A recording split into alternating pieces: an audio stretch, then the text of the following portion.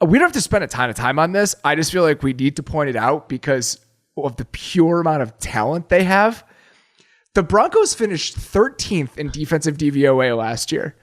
Allow me to read off some of the guys who got more than 300 snaps for this team. Okay. Yeah. Not even to more than 250 snaps.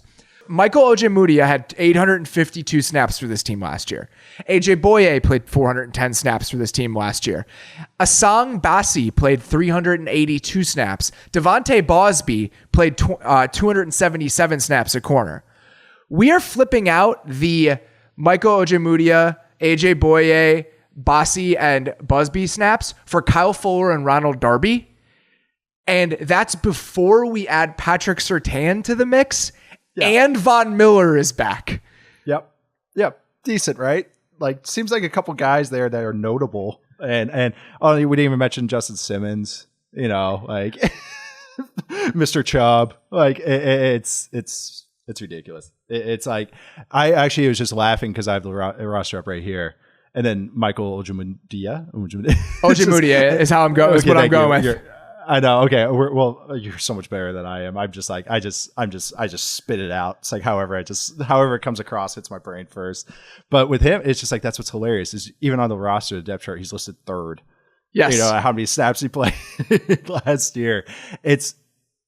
We've talked about all the Fangio defense this whole offseason, and it's like, well, let's look at the actual Fangio defense. And it's not like he's coaching a bunch of scrubs where it's like, the scheme's good though. The scheme's good. It's like, no, it's just stars littered throughout, and it's cool. And they're going to be with the guy that's actually going to be, and having Fuller there is going to be really cool. Like, I know you mentioned it before, but like that's going to be really fun to see him back. It's the best place he's ever been. It's the best. It's the best he's ever been. Is getting to just play that off coverage in that system where he's on the cover 4 side where he can just play off and play downhill.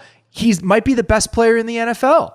He might be the best off corner in the league. And now he just gets to go back into that world where he gets to play off coverage all the time with the defensive coordinator.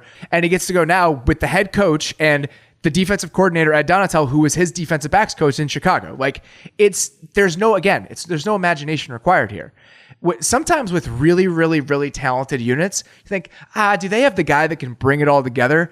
The guy that can bring it all together is the best defensive coordinator in the NFL. Like the guy everybody else is copying from. Exactly. So now the guy that everyone else is trying to steal from has the best players. I think it's probably going to go pretty well. I did a show today and they asked, they're like, man, what is this? Is Sean Payton going to be able to adapt his offense without quick game and throwing it quick with Breeze? Is this offense going to be able to handle throwing it deep? And I was like, did you watch the 2011 Saints? Yeah, it was like, and that's why I was like, well, it's kind of time as a flat circle. Actually, that's what's funny about the NFL. And it was like, yeah, he's gonna be fine. But that's the saying. It's like, is Sean Payton going to be okay running play action stuff? It's like, yeah, is Vic Fangio going to be okay to handle these 2 high defenses, cover 6, cover 4, and all the stuff that comes with it? It's like, yeah, they're going to be okay. And like you said with Fuller, that's what he's so smart. And that a smart corner playing off is such a different world than a smart corner playing in man.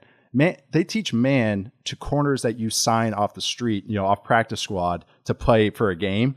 They play man the rest of the game because it's the easiest coverage. Hey, you got this guy. There's no rules with it, So I mean, seriously, that's why man coverage is pretty easy. It's like, yeah, I got this man, and then that's okay. So, but getting into these zones with different rules, different techniques and stuff, yeah, it's just gonna be a comfort thing, and it's just. You just look at it and you're like, already Von Miller it's funny when you don't see a guy for a year, all of a sudden they come back and it's like, oh yeah, that guy was a star. And there's another player I'll talk about in a minute. One of the best players of his generation. A guy who literally you had to account for. We had protections in Oakland, literally just called 54-55 Von. Because that's what it was just called, just Vaughn. And then it became a rule because we used it for other games, but it was developed in one game against them in 2016. And we just used it. And then we were like, do we change the name of who we do it to? And they're like, no, we'll just keep calling it Vaughn. We just know who the guy is because it just flowed better. You're not going to just say some blah, blah, blah.